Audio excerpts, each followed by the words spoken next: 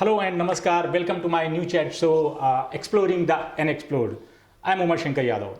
This program is being produced by Icon Barcode Solutions Private Limited in association with Ahmedabad International Literature Festival, and this program is being telecast on YouTube channel of Ahmedabad International Literature Festival, that is www.youtube.com/C/Ahmedabad International Literature Festival.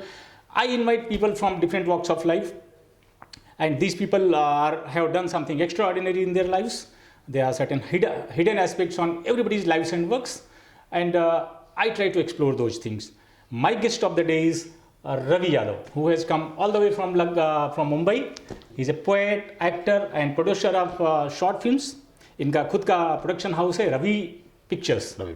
उसके अंतर्गत इन्होंने बहुत सारे serials का, बहुत सारे television ads का निर्माण किया हुआ है, और ये बहुत सारे साहित्य से जुड़े हुए हैं, साहित्य के मंचों पे जाते रहते हैं, टेलीविज़न और रेडियोज़ पे भी अपने शो कर चुके हैं। रवि जी, आपका अहमदाबाद में स्वागत है।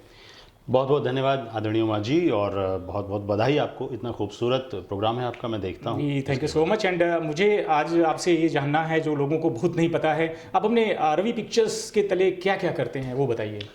देखिए, 99 में मैंने अपना प्रोडक्शन हाउस शुरू किया था, रवि पिक्चर्स उसका नाम है। हम लोगों ने उसके लिए दूरदर्शन के प्रोग्राम से मैंने शुरू किया था। उसके बाद जब मैं मुंबई आ गया जी, तो मुंबई आने के बाद हम लोगों ने अपनी एड एजेंसी के तौर पर उसको बनाया, और हम लोग काफ़ी अच्छे बड़े एड्स हमको बनाने को मिले, अच्छे ब्रांड्स के ऐड हम लोगों ने बनाए, अच्छे स्टार्स के साथ हम लोगों ने ऐड बनाए। फिर इंडिया से बाहर जाकर भी हमने शूट किया, इंटरनेशनल लेवल पर भी हम लोग कई देशों में गए, और हमने तो हम उससे एड्स बनाते हैं, सीरियल बनाते हैं, फिल्में बनाते हैं, शॉर्ट फिल्में बनाते हैं, और अभी एक वेब सीरीज़ का भी शायद। तो इसी में मुझे एक छोटा सा ये सवाल आता है कि जो ये आप बनाते हैं, तो इसमें क्या ये लाइन प्रोड्यूसिंग जैसा सिस्टम है, लाइन प्रोडक्शन जैसा होता है, या आप कुछ अपने बैनर्स का नाम भी आपका आता है जो प्रोडक्शन हाउसेस होते हैं उनमें? बहुत बढ़िया आपने सवाल पूछा, बड़ा टेक्निकल सवाल है ये। प्रोड्यूसर और लाइन प्रोड्यूसर का जो फ़र्क होता है ना उमा जी, जैसे मैं एज ए प्रोड्यूसर काम करता हूँ, I am working as a producer, तो मेरी अपनी कंपनी है। कोई भी जो प्रोड्यूसर होता है वो उस कंपनी का मालिक होता है जी, और बाकी किसी प्रोडक्शन को आगे बढ़ाने के लिए, मान लीजिए अगर मैं कोई फिल्म बनाता हूं तो डायरेक्टर हायर करते हैं आप, लाइन प्रोड्यूसर भी आप हायर करते हैं, इसलिए कि जो सारी व्यवस्थाएं देखता है हम उसको लाइन प्रोड्यूसर का नाम देते हैं। तो आप कभी लाइन प्रोड्यूसर्स की तरह काम नहीं किए हैं? मैं लाइन प्रोड्यूसर की तरह नहीं करता, क्योंकि मेरी अपनी कंपनी है, तो मैं लाइन प्रोड्यूसर्स जो है वो खुद हायर अपनी कंपनी के। मतलब ये एक बड़ा रूप है उसका। जी जी जी, बिल्कुल जी, बहुत बढ़िया बात। ये कई बार हम लोगों को नहीं पता चलता है, और हम कई बार फिल्में जब देख रहे होते हैं तो उसमें नीचे लिखा भी रहता है लाइन प्रोडक्शन टीम, ये तो वो मतलब डिफरेंट, एक प्रोडक्शन हाउस के पास में बहुत सारे लोग काम करते हैं, जो सब कॉन्ट्रैक्टिंग जैसा होता है। हाँ, हम ऐसा समझ सकते हैं। हाँ, सब कॉन्ट्रैक्टिंग कह लीजिए। कुछ लोग पर डे बेस पर होते हैं, कुछ लोग प्रोजेक्ट बेस पर होते हैं, लेकिन फाइनली जो कंपनी होती है उसका जो ऑनर होता है वो प्रोड्यूसर होता है। कई प्रोड्यूसर मिलकर एक साथ काम करते हैं, कई बार डायरेक्टर प्रोड्यूसर पार्टनर हो जाते हैं, तो वो भी वन ऑफ द प्रोड्यूसर हो जाता है, बट फाइनली प्रोड्यूसर मालिक होता है। तो इसमें कितनी बड़ी टीम होती है आपकी? क्या क्या होता है, क्या क्या इन्वॉल्व होता है? सर, हमारी जो फिल्म इंडस्ट्री में जो टीम है वो प्रोजेक्ट पर डिपेंड करती है कि आप क्या प्रोजेक्ट बना रहे हैं, कि और किस बजट का बना रहे हैं। एक नॉर्मल जो सीरियल चल रहा होता है, कि एक साधारण जो आप शो देखते हैं टेलीविज़न पर, आप उसका देखें तो अगर कोई बहुत बड़ी टीम नहीं है, कोई एक्स्ट्रा ऑर्डिनरी अगर वो नहीं चल रहा है, तो भी नाना करते हुए 80 से 100 लोगों की टीम होती है। बाकी उसके अलावा कहानी पर डिपेंड कर रहा है। जैसे आपने बताया जैसे कि एज एन एक्टर भी मैं काम करता हूँ। जैसे मैं वीर फिल्म मैंने की थी सलमान खान साहब वाली, तो 5000 तो उसमें सिर्फ क्राउड होता था। अच्छा, राजमहल का सीन है। तो इसमें आपको क्रेडिट देते हैं आपके प्रोडक्शन हाउस को ये लोग? नहीं, ये मैंने एज एन एक्टर की।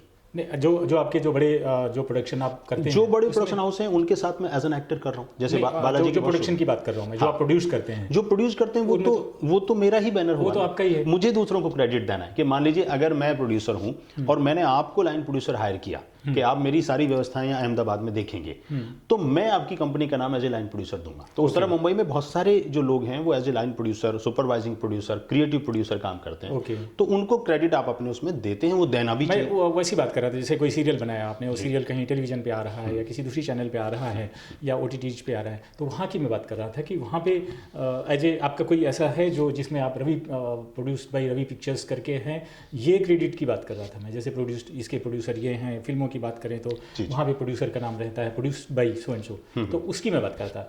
हाँ, जैसे बहुत सारे, जैसे हम लोगों ने दूरदर्शन के जो शो किए उसमें हमारा नाम था एज ए प्रोड्यूसर। होता गया जो ऐड जो होती हैं, क्योंकि हमने ऐड बहुत ज़्यादा बनाए हैं, ऐड में कभी भी कुछ नहीं होता। नाम नहीं होता है। आप देखते हैं ऐड में एक्टर का भी नाम नहीं होता है, ऐड में प्रोड्यूसर मेकर का भी नाम नहीं होता है। बड़ी बड़ी एजेंसीज हैं जो करोड़ों अरबों के ऐड बनाती हैं, उनका भी नाम नहीं होता। ड्यूरेशन शॉर्ट होने की वजह से आप बहुत ज़्यादा नहीं कर सकते। अभी हमारी एक बहुत प्यारी शॉर्ट फिल्म है, वो शायद बहुत जल्दी किसी बड़े OTT से हमारी बात हुई है, तो वहाँ पर आपका नाम अच्छा होता है। तो आप एंजॉय करते हो producing? This is a business, creative business. Business से ज़्यादा वो क्रिएटिव बिजनेस है। सर होता क्या है, कुछ भी कोई व्यक्ति जब कुछ क्रिएट कर रहा होता है ना, अगर हमारी माताएं बहनें घर पे रोटियां बना रही होती हैं और सब्जी अगर बना रही होती हैं और सब्जी में भी वो कुछ नया प्रयोग करती हैं, तो उनको वो बड़ा आनंददायक लगता है। तो आप जब प्रोड्यूसर होते हैं ना, तो आप बहुत सारे लोगों को इकट्ठा करके बहुत सारी एक अच्छी प्यारी चीज़ बनाने की कोशिश में होते हैं। तो मेरे लिए कभी भी प्रोड्यूसरशिप जो है वो बिजनेस नहीं है। और एक्टिंग कम्स, हमारा दूसरा सवाल है एक्टिंग से रिलेटेड। एक्टिंग आपको directly it comes naturally to you, you have been a natural actor? ये बहुत कमाल का सवाल है आपका। काफ़ी लोगों को ऐसा लगता है कि भाई एक्टिंग सीखने की चीज़ नहीं है, सीखी नहीं जा सकती, सीखने की चीज़ थोड़ा ही है। काफ़ी लोग कहते हैं कि एक्टिंग की ट्रेनिंग लेनी चाहिए। मेरा मानना है कि एक्टिंग की ट्रेनिंग होनी चाहिए। कहाँ होनी चाहिए, कौन लोग सही है कौन गलत है, उस पर बात हो सकती है, लेकिन ट्रेनिंग इसलिए होनी चाहिए कि एक्टर जन्मजात हो सकते हैं, लेकिन उसके साथ उसकी जो स्किल्स को होन करना टेक्निकलिटीज हैं कि मान लीजिए अगर मैं आज आपके सामने बैठा हूं, तो मुझे अगर ये मालूम है कि ये कैमरा एंगल ये लगा है, माइक यहाँ है, आवाज़ के उतार चढ़ा, अभी तो हम सिर्फ इंटरव्यू कर रहे हैं, लेकिन अगर आप एक्टिंग कर रहे हैं तो वो जो तमाम चीज़ें हैं उनको आप ये नहीं सोच सकते कि साहब मैं अचानक जाके कैमरे के सामने खड़ा हो जाऊंगा और मुझे सब कुछ आ जाएगा। तो जो भी लोग आना चाहते हैं, आते हैं, उनको सीखना चाहिए। अब जैसे बहुत सारे लोगों की ज़बान साफ नहीं होती, प्रोनाउंसिएशन अच्छा नहीं होता, तो वो तो आपको प्रैक्टिस से ही आएगा। उसके लिए आपको प्रैक्टिस रियाज करनी पड़ेगी, बिल्कुल करनी पड़ेगी। तो आपने कुछ लिया है इसके बारे में किसी से, या देख देख के, या कुछ कोशिश करके अपने? उमा जी, मैंने बाकायदा, मतलब मैंने काफ़ी समय तक थिएटर किया है। रंगमंच में उसके लिए एक बेस्ट क्लास। अच्छा, आपकी वाइफ भी रंगमंच से ही है? वो भी हम दोनों, उनसे भी आपको मदद मिल जाती होगी? हाँ, मतलब हमारी शादी तो बाद में हुई, हम दोनों अलग अलग जगह से आए। तो मैंने काफ़ी समय तक थिएटर किया और मैं अभी भी थिएटर करता हूँ। अभी हम लोग पीयूष मिश्रा जी का एक प्ले है बड़ा प्यारा, तो वो हम लोग पूरे देश भर में घूम घूम के करते हैं। तो वो हमारा एज एन एक्टर एक रियाज हो जाता है कि हम काम कर रहे हैं। अच्छा, अगर हम आजकल के बच्चों के बारे में बात, आजकल के लोगों के बारे में बात करें, क्योंकि हमारा इतना विशाल देश है जिसमें इतने सारे लोग रहते हैं और सबको नए नए वेंचर आउट करना होता है, कभी कोई ये करना चाहता है, कोई वो करना चाहता है। तो आपकी तरह का जो बिजनेस है, क्रिएटिव बिजनेस, जिसमें शॉर्ट फिल्म्स बनाना है, एड फिल्म्स बनाना है, फिल्मों की इवन लाइन प्रोड्यूस करना है, तो आप क्या सलाह दोगे? क्या है इसका स्टेटस अभी आज के टाइम में? देखिए, मैं तो जिस बिरादरी से हूँ, मतलब फिल्म इंडस्ट्री की बात कर रहा हूँ मैं उसको बहुत प्यार करता हूँ, मुझे वो बहुत पसंद है और मुझे लगता है कि लोगों को उसमें आना चाहिए। हाँ। आ भी रहे हैं, इस समय बहुत बड़ा क्रेज़ है उसका। बस मेरी इतनी सी गुजारिश रहती है कि आप जो भी काम करना चाहते हैं आप उसको थोड़ा सीख लें। अगर आप प्रोड्यूसर भी होना चाहते हैं, जैसे हमारे लाइन पर एक बड़ा आरोप लगता है कि साहब वहाँ लोग लूट लेते हैं, फला आदमी गया था साहब, उसको लोगों ने लूट लिया। आप क्या समझते हैं कि आप अगर करोड़ों अरबों का बिजनेस करने जाएंगे और बिना सीखे जाएंगे तो आपको लगता है कि आप कमांड कर लेंगे? एक परचूने की दुकान, एक नॉर्मल अगर कोई आदमी अपनी गुमटी जैसी कोई दुकान डालता है कोने पर, तो उसका भी कुछ किसी से सीखता है ना। तो आपको वो प्रॉपर जानना चाहिए, सीखना चाहिए। मेरे पास जीवन में जो भी छोटा मोटा है, मैं जहाँ तक भी पहुँचा हूँ, मैंने वो इसी लाइन से कमाया है। मैं भी गाँव से आया था, लेकिन मैंने इसमें कुछ गंवाया नहीं है। कारण ये है कि मैं बहुत नीचे से आया हूँ। मतलब मैंने, अभी तक की जर्नी कैसी रही आपकी? बहुत खूबसूरत जर्नी है। और उमा जी, मैं अपनी ज़िंदगी को, इस जर्नी का सबसे खूबसूरत चीज़ क्या है आपकी? सबसे खूबसूरत चीज़ ये है कि आप खूबसूरत लोगों से मिलते हो मुंबई में? मैं तो हमेशा ही खूबसूरत लोगों से मिलता हूँ। मैं तो अहमदाबाद में भी खूबसूरत लोगों से मिलता हूँ, है ना। लेकिन इसकी सबसे खूबसूरत बात जो मुझको लगती है, मैं आप सबको बता दूं कि किसी का बड़ा स्टार होना, किसी का छोटा स्टार होना, किसी का बहुत बड़े पद पे पहुंच जाना या छोटे पे रह जाना अलहदा बात है। लेकिन मैं आज भी सुबह उसी काम के लिए घर से निकलता हूं जो मैंने इतने सालों पहले गांव में सपना देखा था। ये छोटी बात नहीं कि ईश्वर ने मेरी उस बात को माना और मुझे उस लाइन में रखा कि अगर आज मैं अहमदाबाद भी हूं तो कला की वजह से आया हूं। मैं आज भी कैमरे के सामने हूं। कितने लोग सुबह उस काम के लिए निकलते हैं जिसको वो पसंद नहीं करते, उनको लगता है कि जब भी मौका मिलेगा तो मैं इसको छोड़ दूंगा। बट मैं ये चाहता हूं कि मैं ज़िंदगी के आखिरी सांस तक मैं वही काम करूं। मुझे इतना लगाव और प्रेम है। बहुत बढ़िया बात कही आपने। अब मैं आपसे थोड़ी अलग तरह की बात करना चाहूँगा कि आप अपनी फैमिली के बारे में बताइए कि जो आपका बिजनेस है और आपका जो क्रिएटिव काम है, उसमें आपकी वाइफ का, डॉटर्स का इन्वॉल्वमेंट और सपोर्ट किस तरह का रहता है? और उन लोगों को, क्योंकि हम सब लोग फैमिली वाले लोग होते हैं और हम ये चाहते हैं कि हम अपनी लेगेसी को पास ऑन करें और हमें लोग सपोर्ट भी करें, और सब लोग चाहते हैं कि जो हम आज शुरू किए हैं बंद ना हो कभी, तो उसका क्या स्टेटस है अभी? देखिए, सबसे पहली बात तो यह है कि मैं बहुत ब्लेस्ड हूँ कि मुझे मेरी जो धर्म पत्नी है वो इसी लाइन से हैं, एक्टर हैं वो भी, और उन्होंने मतलब जितना सपोर्ट मुझको किया वो अपने आप में बहुत बड़ी बात है। उनका सहयोग बहुत मायने रखता है। मेरी 2 बेटियां हैं। मैं इसमें एक चीज़ कहना चाहता हूँ, मैं ये कभी नहीं चाहता कि मेरे सपने जो हैं वो मेरे बच्चों की आंखें देखें। मेरे सपने मेरे साथ पैदा हुए थे, अगर वो मेरे साथ भी ख़त्म होते हैं तो कोई बात नहीं है। मैं कभी नहीं चाहूँगा कि मैं अपने बच्चों को बोलूँ कि हाय मैंने ये सोचा था, तुम रवि पिक्चर्स को ज़िंदा रखना। ज़रूरी नहीं, रवि पिक्चर्स मेरा सपना था, मैं उसको जहाँ तक ला पाया या जहाँ तक ले जा पाऊँगा वो मेरी अपनी वो है। अगर आप इसमें जाना चाहते हैं आप, पर वो आपके सपने से कितना अपने आप को साकार कर? बहुत ज़्यादा मुतासिर हैं। बड़ी बिटिया तो अभी से हमारे साथ जो ऐड वगैरह हम बनाते हैं, अभी हमने जॉनसन के ऐड बनाए थे तो उसका पूरा कॉन्सेप्ट उन्होंने लिखा और असिस्ट किया डायरेक्शन में। अगर वो जाना चाहें तो वो जाएं, न जाना चाहें तो ना जाएं। अच्छा, आप बहुत सारे अपने कम्युनिटीज़ में भी, समाज के भी बहुत सारे कार्य करते रहते हैं, इसमें भी आपका बहुत सारा इन्वॉल्वमेंट है, तो इसको आप किस तरह से लेते हो कि जो ये सर्विस है इससे किस तरह की खुशी मिलती है और आपसे लोगों को क्या क्या इंस्पिरेशन मिलता है? आपने कभी महसूस किया? उमा जी, इंसान की एक प्रवृत्ति है, माफ़ कीजिएगा जितने भी लोग हैं, हम थोड़े थोड़े सब स्वार्थी हैं। स्वार्थ का स्तर ऊपर या नीचे होता है। हम सब जो भी कर रहे हैं वो सुकून के लिए कर रहे हैं। तो मैं जो भी कर रहा हूँ वो मेरे सुकून के लिए कर रहा हूँ। मुझे लोगों से मिलना अच्छा लगता है। मुझे अगर मान लीजिए जैसा आपने कहा कि कोई सामाजिक कार्य करके अच्छा लगता है तो मैं करता हूँ। और मुझे दुनिया चलाने वाला कोई और है, मैं दुनिया नहीं चला रहा, वो चला रहा है। मुझे सिर्फ ये अच्छा लगता है कि मैं जाऊँ, मैं लोगों से मिलूँ। अगर किसी के लिए हम कुछ कर सकते हैं, जरिया हो सकते हैं, एक्चुअली हम कौन है करने वाले, अगर हम जरिया हो सकते हैं तो वो करके मुझको खुशी होती है। इसलिए मैं आज यहाँ हूँ आपके पास में, तो मुझे वो बहुत सुकून देता है। Thank you so much Ravi ji. इस तरह से हम अपने सेगमेंट के दूसरे हिस्से में आ गए हैं, अपने इस इंटरव्यू के दूसरे सेगमेंट में आ गए हैं। इसमें कुछ पर्सनल सवाल होते हैं और कुछ रैपिड फायर राउंड हम इसको बोलते हैं। अच्छा। और आप एक शब्द में, एक सेंटेंस में, कई बार दो सेंटेंस में भी जवाब दे सकते हैं। अच्छा। आपके ऊपर है। जी, स्वागत। अभी तक का, मैं सबसे पहला सवाल आपसे ये आपके प्रोफेशन से संबंधित है कि अभी तक का आपका सबसे सेटिस्फैक्ट्री असाइनमेंट क्या था, प्रोफेशनल असाइनमेंट अगर हम बात करें तो? मैं मतलब अभी उसकी तलाश में हूँ। मैंने बहुत कुछ ऐसा किया, जैसे अगर आप देखें तो एक मैंने सॉन्ग किया था रेजांगला। 1962 के जो हमारे शहीद हैं उन पर मैंने किया था। वो मुझे, मैं जब भी सुनता हूँ तो मेरे आज भी रोंगटे खड़े होते हैं और मुझको लगता है कि एक काम, तो मतलब ये इमोशनली आपको ज़्यादा अटैच करता है, टेक्निकली या हिस्टोरिकली? इमोशनली। अगर आप टेक्निकली कहेंगे तो मैंने एक ऐड बनाई थी, नील नितिन मुकेश साहब थे उसमें, मुकेश साहब के जो पोते हैं, और वो टेलीविज़न पे बहुत चली। तो जब भी वो टेलीविज़न पे आती थी तो मुझे बड़ा गर्व महसूस होता था। वो टेक्निकली बहुत साउंड थी, बहुत बड़े बजट की फिल्म थी। और अगर आप इमोशनली कहेंगे तो रेजांगला में जब भी देखता हूँ मुझे बहुत खुशी होती है। आपके जीवन की सबसे खूबसूरत इवेंट कौन सी है अभी तक के? किसको सबसे ज़्यादा आप मेमोरेबल मानेंगे? उमा जी, मैं एक सीरियल बना रहा था और मैं उसके लिए रविंद्र जैन साहब के पास गया कि मैं चाहता था वो म्यूज़िक करें उसका। और मैं उतना बड़ा प्रोड्यूसर तो नहीं था, रविंद्र जैन साहब के स्तर का तो आज भी नहीं हूँ। और मैंने उनको जाके गुजारिश की कि दादू, हम उनको दादू बोलते थे, कि दादू मैं चाहता हूँ कि आप इसका म्यूज़िक करें। और जिस दिन उन्होंने हाँ कहा उसको और मैं उनके बंगले से निकला तो मैं अलग जोन में था। मैं उधर जुहू चौपाटी की तरफ से अपने ऑफिस जा रहा था और मुझे लग रहा था रविंद्र जैन साहब रवि पिक्चर्स के लिए म्यूज़िक करें जिन्होंने राज कपूर साहब के लिए किया था। तो वो एक कमाल का था। हम लोग ना बड़े इमोशनल लोग, हमें छोटी छोटी चीज़ें भी ना बहुत दिन तक मुझे लगता है छोटी छोटी खुशियाँ बहुत अच्छी बात है। बिल्कुल मायने, हमें हर छोटी खुशी, बड़ी खुशी को उसी तरह बिल्कुल करना चाहिए, हमें एंजॉय करना चाहिए चीज़ों को। अच्छा, एक थोड़ा सा ऐसा सवाल पूछ रहे हैं जिसमें शायद आप जवाब देना चाहें या ना भी देना चाहें। आज बहुत सारे कवि सम्मेलनों में भी आप जाते हैं, बहुत सारे आपके कवि, बड़े वरिष्ठ कवि भी आपके मित्र हैं। आज के जो कंटेम्प्रेरी पोएट हैं, जो समकालीन कवि हैं, उनमें आपका फेवरेट कौन है? मुझे लगता है, मैं देखिए अलग अलग जोन में अलग अलग लोग हैं, है ना।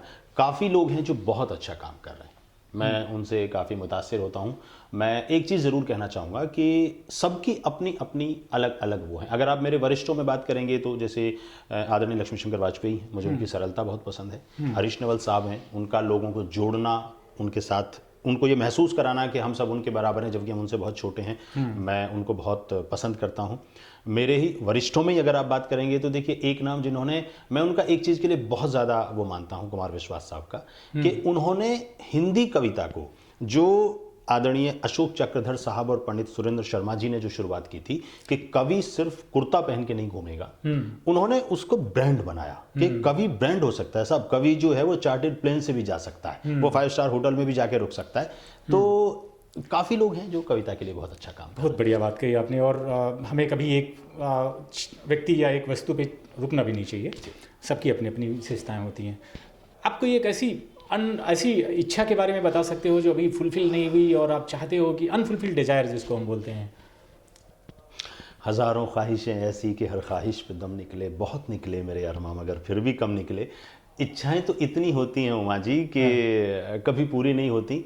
सांझ मुंडेरो वहाँ चढ़ी, मेरा एक दोहा है कि सांझ मुंडेरो वहाँ चढ़ी, ढला दिवस का रूप, मन के रोशन दान में फिर भी अटकी धूप।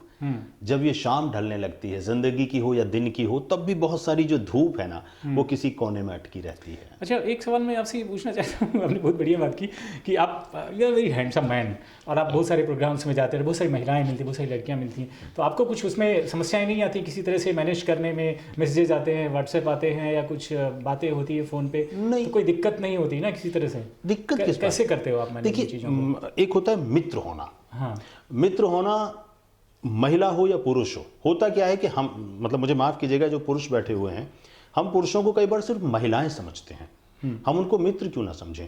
मुझे नहीं लगता कि मेरे सर्किल में मेरे से ज़्यादा किसी की महिला मित्र होंगी, मैं ये बात बोल रहा हूँ। तो महिला मित्र होना अच्छी बात है, अच्छी बात है, सबसे बड़ी बात है, वो एक प्राउड की बात है कि अगर एक महिला आपको अपना मित्र समझती है, आपसे अपनी बातें साझा करती है और आपको चाय पीने के लिए अपने घर बुलाती है, या आप उसको अपने घर पे अपनी पत्नी के सामने आमंत्रित करते हैं कि आप आइए।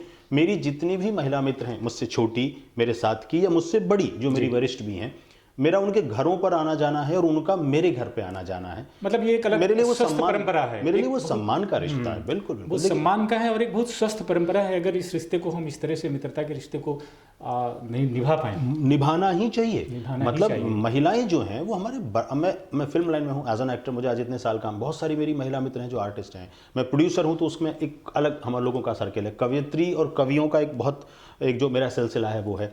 मुझे पता नहीं क्यों माँ जी बहुत ज़्यादा सम्मान रहा है। मुझे लगता है कि मैं आपके सामने भी बहुत डिग्निटीफुल रहता हूँ वैसे, लेकिन अगर कोई महिला मित्र आसपास होती हैं तो मैं थोड़ा ज़्यादा सतर्क और डिग्निटीफुल रहने की कोशिश करता हूँ और ये हमारी जिम्मेदारी बनती है। ये सम्मान वाली जो आपने बात की, अभी हमारे पास एक और हमारे गेस्ट थे, तो मैंने उनसे पूछा कि जो एक अंतर्राष्ट्रीय व्यक्ति होता है उसकी सबसे अच्छी क्वालिटी क्या होनी चाहिए, क्योंकि आप यहाँ हो, कल दूसरे देश में हो, परसों अफ्रीका में हो, ऑस्ट्रेलिया में हो, अमेरिका में हो, यहाँ हो, तो उनका जो जवाब था मुझे सुन के बड़ी खुशी हुई और उसका जवाब यही था। उन्होंने बोला कि एक रिस्पेक्ट व्यक्ति का, देश का, कल्चर का, वहाँ की संस्थाओं का, वहाँ की ज़मीन का, अगर आपके अंदर ये है सामने वाले का, तो फिर आप सबसे रिस्पेक्टेबल इंसान हो और सबसे बड़े इंसान हो। उमा जी, मुझे इस बात का बहुत गर्व है कि अगर मैंने अपनी कभी किसी महिला मित्र, एक तो मैं करता नहीं, कि होता है कि 9-10 बजे के बाद आप कॉल कर रहे हैं या बहुत ज़्यादा नहीं कॉल करता, लेकिन अगर मैंने कभी किसी को कॉल किया, मुझे नहीं याद है कि किसी ने मेरा कॉल अवॉइड किया हो। लेकिन उसके लिए आपको खुद अपने दायरे तय करने होंगे। आपको अपनी महिला मित्र को मित्र समझना होगा, इज्जत के साथ, उसको सिर्फ लड़की नहीं समझना। जी बिल्कुल।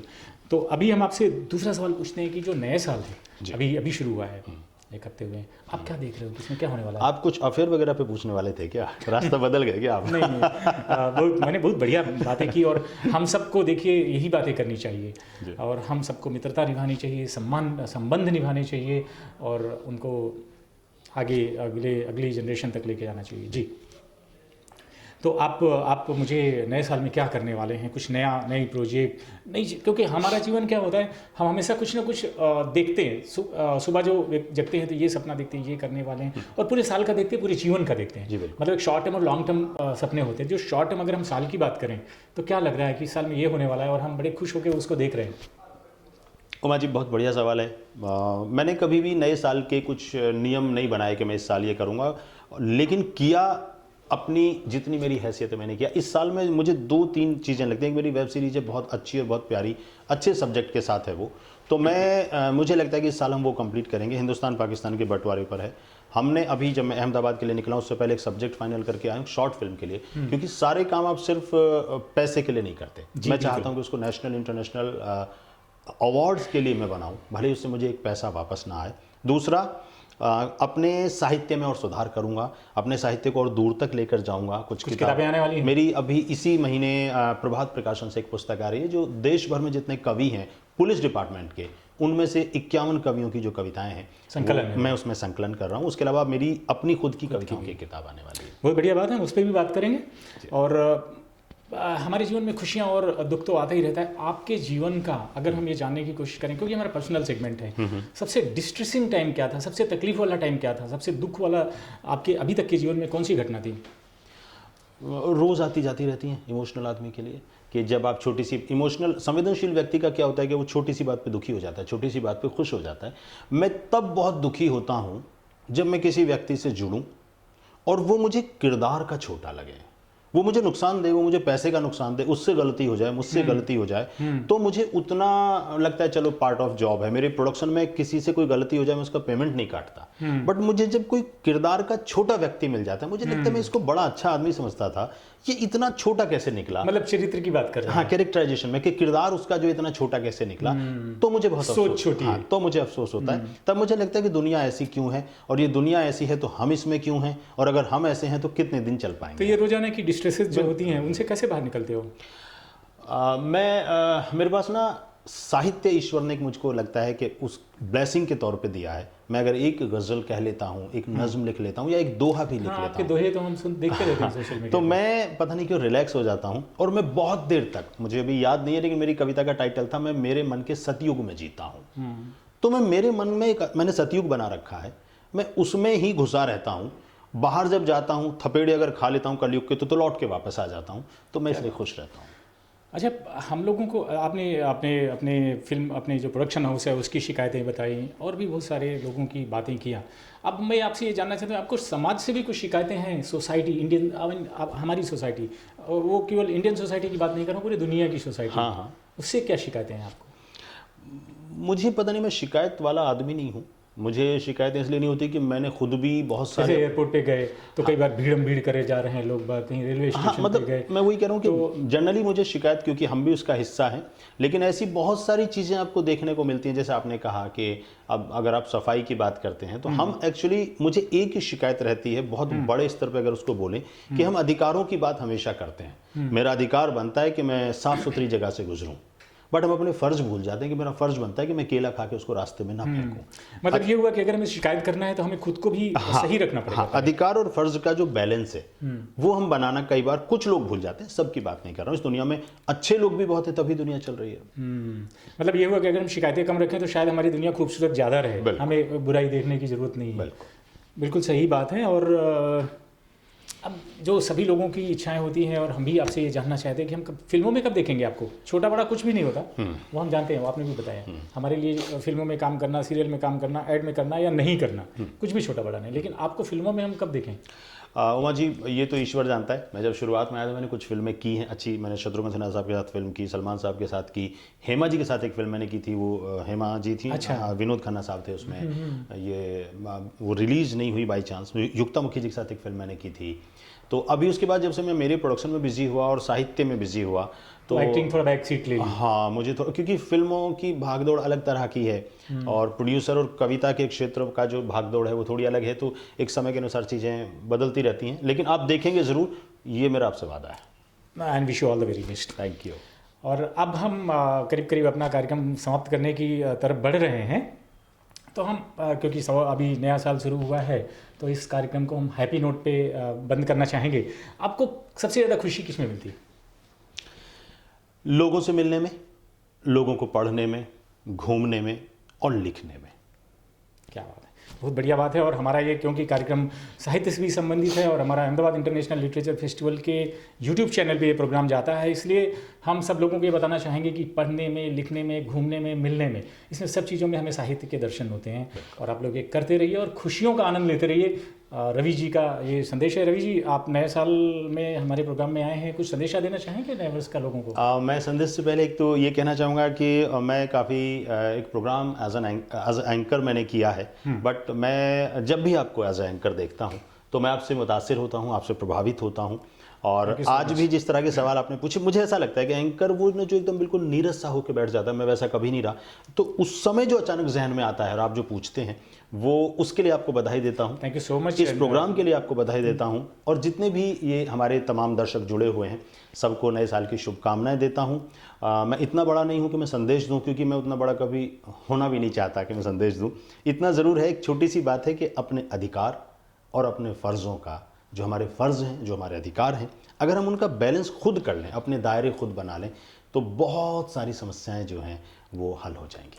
Thank you so much, Ravi ji. Thank you, It was pleasure talking to you, Same and I thank once again for coming to my studio and talking and giving all the information. ये जो आपने बताया, ये बहुत सारे लोगों को बहुत कुछ दे के जाएगा, बहुत सारी इंस्पिरेशन मिलेंगी, इन्फॉर्मेशन मिलेंगी, फिल्म बनाने के बारे में, साहित्य के बारे में, पर्सनल लाइफ के बारे में, कैसे आप क्रिएटिव इंडस्ट्री में काम कर सकते हैं, इन सब चीज़ों के बारे में जानकारी आपको हमारी इस एपिसोड से मिलेगी। आप लोग इस प्रोग्राम को अहमदाबाद इंटरनेशनल लिटरेचर फेस्टिवल के यूट्यूब चैनल पे देख सकते हैं। ये हमारा वीकली प्रोग्राम है। अगले हफ्ते हम दूसरी किसी शख्सियत के साथ फिर इकट्ठे होंगे और अब दूसरी बातें करेंगे, क्योंकि इस प्रोग्राम में हम एक्सप्लोरिंग द अनएक्सप्लोर्ड, जो बातें लोगों को नहीं पता हैं वो बातें लोगों तक लेके आते हैं, और वो बातें हमारे जीवन से संबंधित होती हैं। Thank you so much. आप लोग देखते रहिए एक्सप्लोरिंग द अनएक्सप्लोर्ड।